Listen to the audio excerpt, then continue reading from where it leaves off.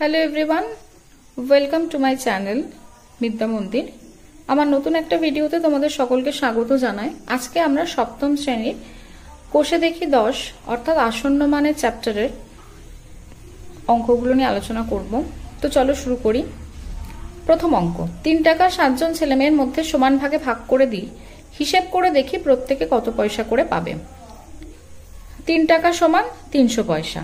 300 জনের মধ্যে 300 পয়সা 7 জনের মধ্যে ভাগ করে দিলে প্রত্যেকে কত করে পাচ্ছে। তো চলো ভাগটা দেখে নিই। 4 7 28, বিয়োগ করলাম 2, শূন্য নামলো, 7 দুগুণে 14, বিয়োগ করলাম 6, পয়েন্ট বসিয়ে শূন্য আনলাম, 7 8 56, বিয়োগ করলাম 4, পয়েন্টের জন্য শূন্য বসলো, 5 7 35, বিয়োগ করলাম 5, পয়েন্টের জন্য শূন্য, 7 7 49, বিয়োগ করলাম 1।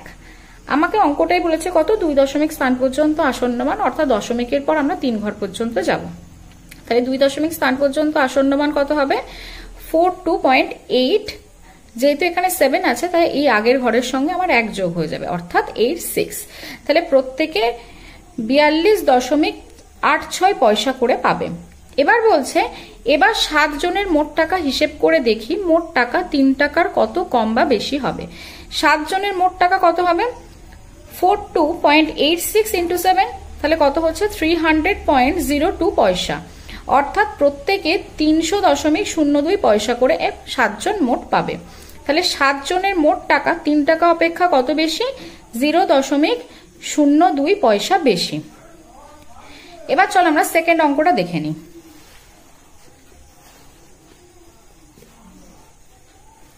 এবার দ্বিতীয় অঙ্কটা পড়ছি, দেখো। বলছে আমি 22 টাকা 8 জন ছেলে এবং 7 জন মেয়ের মধ্যে সমান ভাগে ভাগ করে দেওয়ার চেষ্টা করি, হিসেব করে দেখি প্রত্যেকে কত পয়সা পাবে। একই রকম ভাবে আমরা অঙ্কটা করব। 22 টাকা মানে কত, 2200 পয়সা। মোট ছেলে এবং মেয়ের সংখ্যা কত, 8 জন ছেলে এবং 7 জন মেয়ে, মোট হচ্ছে 15 জন। তাহলে প্রত্যেকে কত পাবে, 2200 ভাগ 15। দেখো আমরা ভাগটা করেছি, 15 এক্ষে 15 গেছি, বিয়োগ করেছি 7, শূন্য নেমেছে, 4 15 60, বিয়োগ করেছি 10, শূন্য নেমেছে, 6 15 90, তারপর বিয়োগ করেছি 10, পয়েন্ট বসিয়ে আমরা শূন্য এনেছি, 6 15 90, এভাবে আমরা ভাগটা করেছি। 2 দশমিক স্থান পর্যন্ত এটাও আসন্নমান বলেছে, তাই আমরা দশমিকের পর 3 ঘর নিয়েছি। আমাদের আসন্নমান হয়েছে 146.67 পয়সা। তাহলে প্রত্যেকে কত পাবে, 146.67 পয়সা করে পাবে। ওটা আরো হিসেব করে দেখি 8 জন ছেলে মোট কত পেল। তাহলে প্রত্যেকে কত পেয়েছে, 146.67 পয়সা করে পেলে 8 জন ছেলে মোট পাবে 146.67 ইন্টু 7, অর্থাৎ 1173.36 পয়সা। আর 7 জন মেয়ে মোট পাবে 146.67 ইন্টু 7, 1026, অর্থাৎ 1026.69 পয়সা। 8 জন ছেলে, তার পরের পার্টে দেখো বলেছে 8 জন ছেলে এবং 7 জন মেয়ে মোট কত টাকা পেল হিসেব করি। তাহলে 8 জন ছেলে এবং 7 জন মেয়ে মোট পাবে 1173.36 প্লাস 1026.69 পয়সা, তার মানে কত হচ্ছে টোটাল 2200.05 পয়সা। তাহলে 22 টাকা থেকে কত বেশি, 0.05 পয়সা বেশি। আলো 1 সেকেন্ডে যায় 1,86,000 মাইল। আবার 1 মাইল মানে 1.06093 কিলোমিটার। আলো 1 সেকেন্ডে কত দূরে যায় তা কিলোমিটারে আসন্ন মানে প্রকাশ করি। 3 দশমিক স্থান পর্যন্ত আসন্নমান। তাহলে 1 মাইল অর্থাৎ 1 মাইল সমান কত, 1.6093 কিলোমিটার। এবার আলো 1 সেকেন্ডে যাচ্ছে কত, 1,86,000 মাইল, 186,000 মাইল সমান কত হবে, 1.6093 ইন্টু 186,000 কিলোমিটার। এবার দেখো আমি পয়েন্টটা তুলে দিয়েছি, শূন্য শূন্য কেটে দিয়েছি, এইটাকে গুণ করে হয়েছে 2993298 বাই 10, 2,99,329.8 কিমি। এবার 3 দশমিক স্থান পর্যন্ত মানে দশমিকের পর 3 ঘর, আমাদের যেহেতু এখানে কিছু নেই তাই আমরা কত বসিয়ে নেব, 2 শূন্য। তারপর 4 নম্বরটা দেখো, বলছে 0.997 এর 2 দশমিক স্থান পর্যন্ত আসন্নমান কত হবে। 2 দশমিক স্থান পর্যন্ত মানে দশমিকের পর 2 ঘর, তারপর আমরা 3 নম্বর ঘরটা যদি 5-এর বেশি হয় তাহলে 1 যোগ হবে, এর সঙ্গে 1 যোগ হলে কত হবে, 1.00। সংখ্যাটির দশমিকের আগে পূর্ণ সংখ্যা কত, 35। সংখ্যাটির দশমিকের আগে পূর্ণ সংখ্যায় আসন্ন মান, তারপরে দেখো 6 আছে, তাহলে 1 যোগ হবে, তাহলে কত হবে 36। সংখ্যাটির 1 দশমিক স্থান পর্যন্ত প্রকৃত মান কত 35.6। 1 দশমিক স্থান পর্যন্ত আসন্ন মান কত হবে 35.6, যেহেতু পরেরটা 2 আছে। 2 দশমিক স্থান পর্যন্ত প্রকৃত মান 35.62, আসন্ন মান কত হবে 35.63।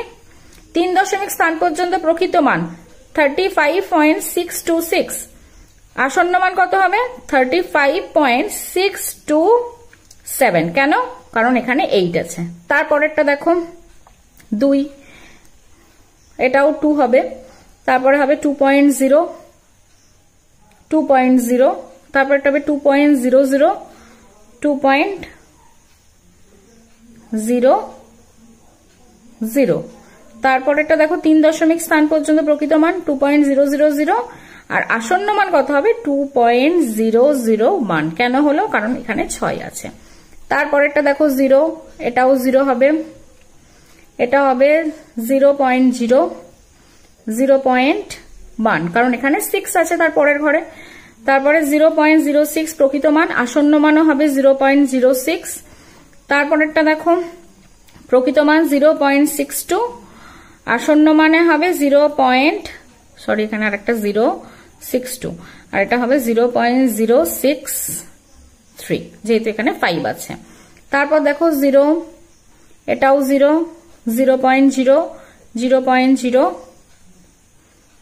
0.00, 0.01, যেহেতু এখানে 6 আছে। তারপর 0.006, 0.006। এবার আমরা ভগ্নাংশগুলো 2, 3 এবং 4 দশমিক স্থান পর্যন্ত আসন্ন মান লিখি। দেখো প্রথম অঙ্কটা 22/7, একে যদি আমি আসন্ন মানে প্রকাশ করি কত হচ্ছে 3 7 21, 1 পয়েন্টের জন্য 0, 7 1 7 গেলাম, বিয়োগ করলাম 3 পয়েন্টের জন্য 0, 4 7 28, বিয়োগ করলাম 2 পয়েন্টের জন্য 0, 7 2 14, বিয়োগ করলাম 6 পয়েন্টের জন্য 0, 7 8 56, আবার বিয়োগ করলাম 4 পয়েন্টের জন্য 0, 5 7 35, 5 হলো পয়েন্টের জন্য 0, 7 7 49, বিয়োগ করলাম 1। আমাকে যেহেতু 2, 3 এবং 4 দশমিক স্থান পর্যন্ত বলেছে, আমি দশমিকের পর 5 ঘর পর্যন্ত হাইস্ট যাব। তাহলে 2 দশমিক স্থান পর্যন্ত আসন্ন মান কত হবে 3.14। 3 দশমিক স্থান পর্যন্ত আসন্ন মান কত হবে 3.143, কারণ এখানে 8 আছে। 4 দশমিক স্থান পর্যন্ত আসন্ন মান হবে 3.1429। 3/14, দেখো পয়েন্ট বসিয়ে 0 নিলাম, 14 2 28, বিয়োগ করলাম 2 পয়েন্টের জন্য 0, 14 1 14 গেলাম, বিয়োগ করলাম 6 পয়েন্টের জন্য 0, 4 14 56, আবার বিয়োগ করলাম 4 পয়েন্টের জন্য 0, 14 2 28, কারণ 3 14 42 বেশি হয়ে যাচ্ছে, বিয়োগ করলাম 12 পয়েন্টের জন্য 0, 8 14 112, বিয়োগ করলাম 4। তাহলে আমার এখানেও তাই 2, 3 এবং 4 দশমিক স্থান পর্যন্ত আসন্ন মান, সুতরাং আমরা দশমিকের পর 5 ঘর পর্যন্ত করব। তাহলে 2 দশমিক স্থান পর্যন্ত আসন্ন মান 0.21, 3 দশমিক স্থান পর্যন্ত আসন্ন মান 0.214, তারপরে 4 দশমিক স্থান পর্যন্ত আসন্ন মান 0.2143। তারপরে 3-এরটা 1/5, দেখো পয়েন্ট বসিয়ে 0 আনলাম, 5 2 10 মিলে গেল, তাহলে 2 দশমিক স্থান পর্যন্ত আসন্ন মান 0.20, 3 দশমিক 0.2000, 4 দশমিক 0.2000।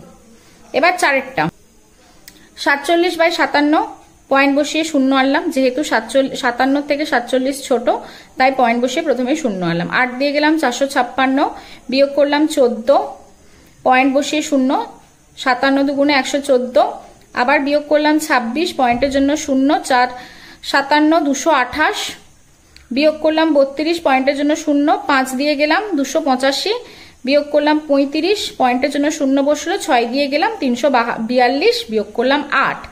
তাহলে 2 দশমিক স্থান পর্যন্ত আসন্ন মান 0.82, 3 দশমিক স্থান পর্যন্ত আসন্ন মান 0.825, 4 দশমিক স্থান পর্যন্ত আসন্ন মান 0.8246।